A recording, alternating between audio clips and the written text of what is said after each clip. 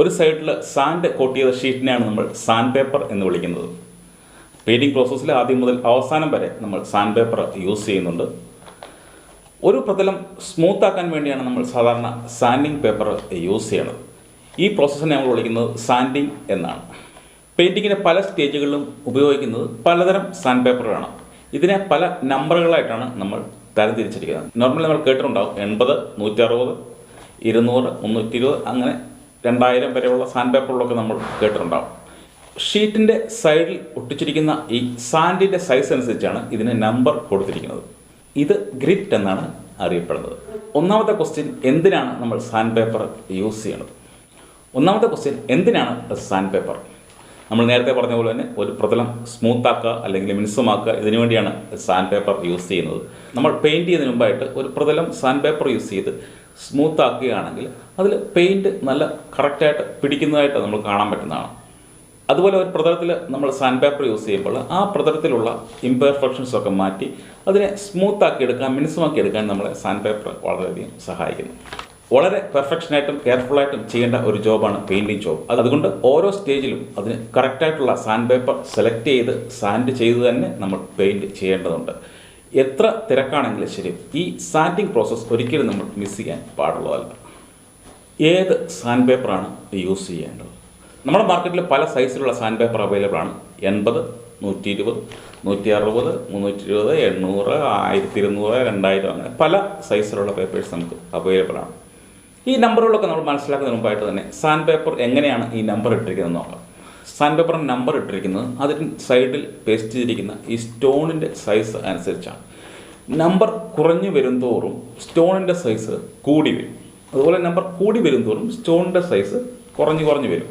അതായത് നമ്മൾ 80 മുതൽ 2000 വരെയാണ് നമ്മൾ പറഞ്ഞത്. അതായത് ഏറ്റവും കുറഞ്ഞത് നമ്മൾ 80 ആണ്. 80ൽ കുറഞ്ഞുകൊണ്ട് 80 ആണെങ്കിൽ ഈ 80ലെ സ്റ്റോൺസ് വലിയ സ്റ്റോൺസ് ആയിരിക്കും ഇതിൻ്റെ സൈഡിൽ ഉള്ളത്. അതുപോലെ തന്നെ ഇപ്പോൾ 2000ലേക്ക് പോയി കഴിഞ്ഞാൽ 2000ലെ ചെറിയ സ്റ്റോൺസ് ആയിരിക്കും. ഈവൻ നമ്മൾ ഈ പേപ്പറിൻ്റെ രണ്ട് സൈഡും നമ്മൾ നോക്കിക്കഴിഞ്ഞാൽ ഏകദേശം ഒരുപോലെ ഇരിക്കും. അത്രയ്ക്ക് സ്മൂത്തായിട്ടുള്ള പേപ്പറായിരിക്കും അല്ലെ സാൻഡായിരിക്കും 2000ൽ ഒട്ടിച്ചിരിക്കുന്നത്.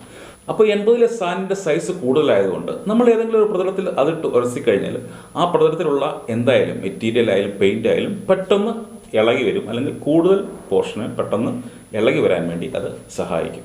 ചുരുക്കത്തിൽ പറഞ്ഞാൽ പരിപരിപ്പ് കൂടിയ സാൻഡ് പേപ്പറിന് നമ്പർ കുറവായിരിക്കും.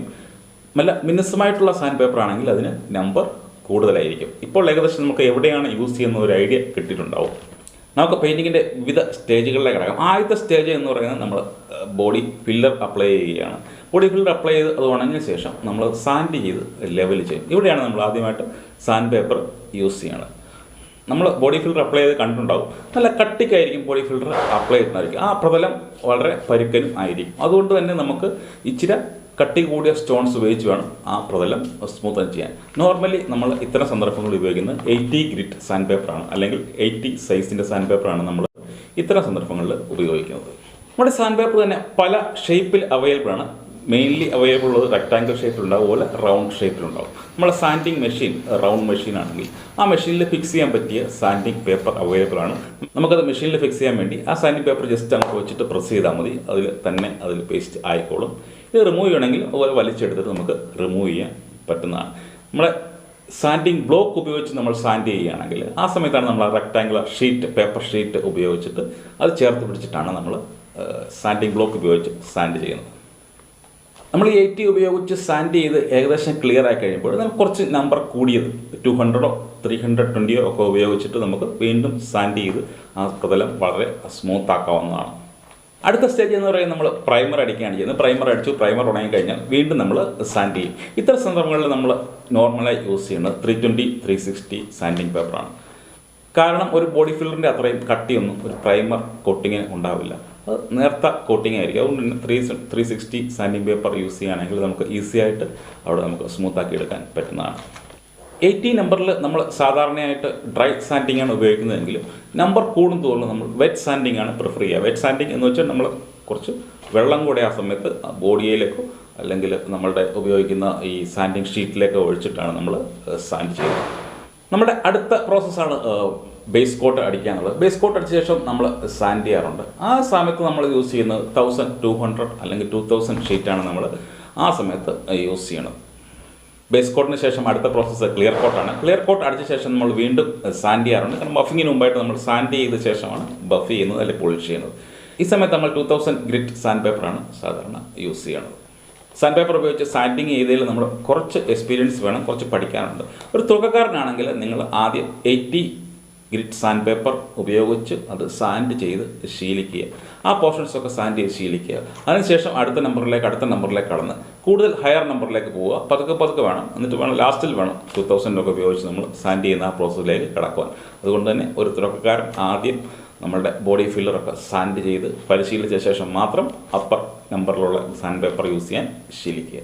തുടക്കക്കാരനാണെങ്കിൽ നിങ്ങൾ മറ്റൊരു എക്സ്പീരിയൻസ് ആളുടെ അടുത്ത് നിന്ന് പഠിച്ചെടുക്കാൻ ശ്രദ്ധിക്കുക. ആളുടെ കൂടെ നിന്ന് ചെയ്യുമ്പോൾ ആളുടെ അതുവരെയുള്ള എക്സ്പീരിയൻസും അറിവും ഒക്കെ നമുക്ക് ഷെയർ ചെയ്ത് കിട്ടുകയും അത് നമ്മളെ പെയിൻറ്റിങ് പ്രോസസ്സിൽ അല്ല സാൻഡിങ് പ്രോസസ്സിൽ വളരെയധികം സഹായിക്കുകയും ചെയ്യും. സാൻഡിങ് പ്രോസസ്സ് കഴിഞ്ഞു. ഇനി സർഫസ് എങ്ങനെയാണ് ചെക്ക് ചെയ്യുക, എന്നിട്ട് വേണം നമുക്കിത് ഉറപ്പിക്കാൻ. ഇതിനായിട്ട് നമ്മൾ സാധാരണ ചെയ്യുന്നത് നമ്മൾ ഒരു നല്ല ക്ലോത്ത് വെച്ച് അവിടെ ക്ലീൻ ചെയ്ത ശേഷം നമ്മുടെ കൈ വെച്ച് പതുക്കെ തടവി നോക്കുക, എന്തെങ്കിലും പെർഫെക്ഷൻ ഉണ്ടോ എന്ന് നോക്കുക, നമ്മളുടെ കണ്ണുകൊണ്ട് നോക്കുക. ഇതൊക്കെ കഴിയുമ്പോൾ നമുക്ക് ഏകദേശം ഉറപ്പാക്കാൻ കഴിയും. ഇതും ഈ പറഞ്ഞ പോലെ എക്സ്പീരിയൻസിൻ്റെ ഒരു ആവശ്യമുണ്ട്. ചെയ്ത് കഴിയുമ്പോൾ നമുക്ക് സാൻഡിങ് കഴിഞ്ഞു എന്ന് ഈസിയായിട്ട് ഉറപ്പിക്കാൻ കഴിയും. ഇത്രയുമാണ് സാൻഡ് പേപ്പറിനെ പറ്റി നിങ്ങളോട് പറയാനുള്ളത്. ഇന്നത്തെ വീഡിയോ നിങ്ങൾക്ക് ഇഷ്ടപ്പെട്ടു എന്ന് കരുതുന്നു. നമ്മുടെ അടുത്ത വീഡിയോകൾ പെയിൻറ്റിങ് പ്രോസസ്സുകളെ പറ്റിയാണ്. ഓരോ പ്രോസസ്സായിട്ട് സെപ്പറേറ്റ് ആയിട്ടാണ് നമ്മൾ എക്സ്പ്ലെയിൻ ചെയ്യുന്നത്. ആദ്യത്തെ പ്രോസസ്സ് നമ്മൾ ബോഡി ഫിൽറ്റർ അപ്ലൈ ചെയ്യുന്നതും അതുപോലെ നമ്മൾ പുട്ടി അപ്ലൈ ചെയ്യുന്നതുമായ പ്രോസസ്സുകളാണ്. അതിനോടൊപ്പം സാൻഡിങ്ങും ഉണ്ടാകും. അതിനുശേഷം രണ്ടാമത്തെ വീഡിയോയിൽ നമ്മുടെ കാർ പേപ്പർ ഉപയോഗിച്ച് എങ്ങനെയാണ് മാസ്ക് ചെയ്യുക, അതുപോലെ എങ്ങനെയാണ് പ്രൈമർ അപ്ലൈ ചെയ്യുക തുടങ്ങിയ പ്രോസസ്സുകൾ രണ്ടാമത്തെ വീഡിയോ ഉണ്ടാകും. മൂന്നാമത്തെ വീഡിയോയിൽ ബേസ് കോട്ടും ക്ലിയർ കോട്ടും ആണ് നമ്മളുടെ സബ്ജക്റ്റ്. നാലാമത്തെ വീഡിയോയിൽ ബഫിംഗ് ആൻഡ് വാക്സിങ്. ഇങ്ങനെ 4 വീഡിയോകളാണ് തുടർച്ചയായിട്ട് നമ്മൾ അപ്ലോഡ് ചെയ്യാൻ പോകുന്നത്.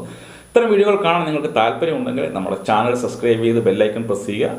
എപ്പോൾ വീഡിയോ അപ്ലോഡ് ചെയ്താലും അപ്പോൾ തന്നെ നോട്ടിഫിക്കേഷൻ നിങ്ങൾക്ക് ലഭിക്കുന്നതാണ്.